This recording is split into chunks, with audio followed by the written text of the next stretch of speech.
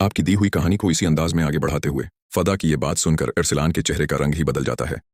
वो गुस्से से आग बगोला हो जाता है और दिल ही दिल में ये फैसला कर लेता है कि अगर फजा उसकी नहीं हो सकती तो वो आमिर को भी उसका नहीं होने देगा। उसी जुनून में वो आमिर को रास्ते से हटाने का एक खतरनाक मंसूबा बना लेता है ताकि फजा की शादी हर हाल में रख जाए। दूसरी तरफ फजा को इत्तेफाकन अरसलान के उस मंसूबे का पता चल जाता है।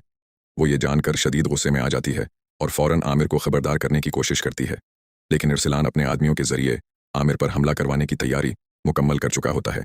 इसी दौरान आमिर पर अचानक हमला होता है, मगर वो बड़ी मुश्किल से अपनी जान बचाने में कामयाब हो जाता है। ये खबर जब फजा तक पहुंचती है तो वो सीधा अरसलान के सामने जाकर खड़ी हो जाती है।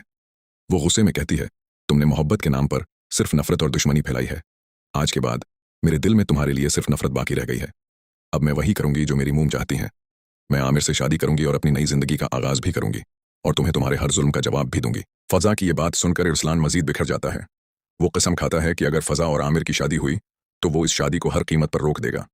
दूसरी तरफ आमिर भी फैसला कर लेता है कि अब वो किसी भी सूरत फजा को अकेला नहीं छोड़ेगा और हर मुश्किल में उसका साथ देगा। इधर फजा की वालदा शादी की तैयारियां तेज कर देती हैं, लेकिन उन्हें अंदाजा नहीं होता कि अरसलान अभी भी एक बहुत बड़ी साजिश तैयार कर रहा है। वो कुछ ऐसे सबूत इकट्ठे करने लगता है जिनकी मदद से आमिर को एक झूठे मुकदमे में फंसाया जा सके, ताकि शादी से पहले ही उसे गिरफ्तार करवा दिया जाए। आमिर को झूठे मुकदमे में फंसाने के लिए अरसलान अपने एक काबिल एतमाद आदमी को पुलिस के साथ मिला देता है। वो जाली सबूत तैयार करवाकर यह साबित करने की कोशिश करता है कि आमिर ने एक संगीन जुर्म किया है। दूसरी तरफ फजा को जैसे ही इस साजिश की खबर मिलती है वो फौरन आमिर से राब्ता करती है, लेकिन उससे पहले ही पुलिस आमिर को गिरफ्तार करने के लिए उसके घर पहुंच जाती है। आमिर हैरान रह जाता है क्योंकि उसे अंदाजा ही नहीं होता कि उसके खिलाफ इतनी बड़ी चाल चल दी गई है। फजा भी फौरन वहां पहुंचती है और पुलिस को बार बार समझाने की कोशिश करती है कि आमिर बेगुनाह है, मगर पुलिस सबूतों का हवाला देकर आमिर को अपने साथ ले जाती है। आमिर के गिरफ्तार होते ही अरसलान के चेहरे पर मुस्कुराहट आ जाती है।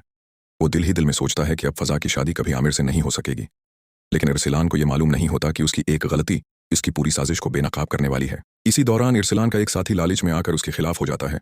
वो खुफिया तौर पर एक वीडियो रिकॉर्ड कर लेता है जिसमें अरसलान खुद आमिर को झूठे केस में फंसाने की बात कर रहा होता है। वो शख्स ये वीडियो फजा तक पहुंचाने का फैसला करता है। दूसरी तरफ फजा आमिर को बचाने के लिए हर दरवाजा खटखटाती है। वो अपनी मूम के साथ एक ऐसे शख्स से मिलती है जो उस केस की सच्चाई सामने ला सकता है। वो उन्हें बताता है कि अगर असल सबूत अदालत तक पहुंच गए तो न सिर्फ आमिर बाइज्जत बरी हो जाएगा बल्कि अरसलान भी कानून के शिकंजे में आ जाएगा। अब फजा के सामने वक्त बहुत कम होता है। एक तरफ अदालत की तारीख करीब आ रही होती है और दूसरी तरफ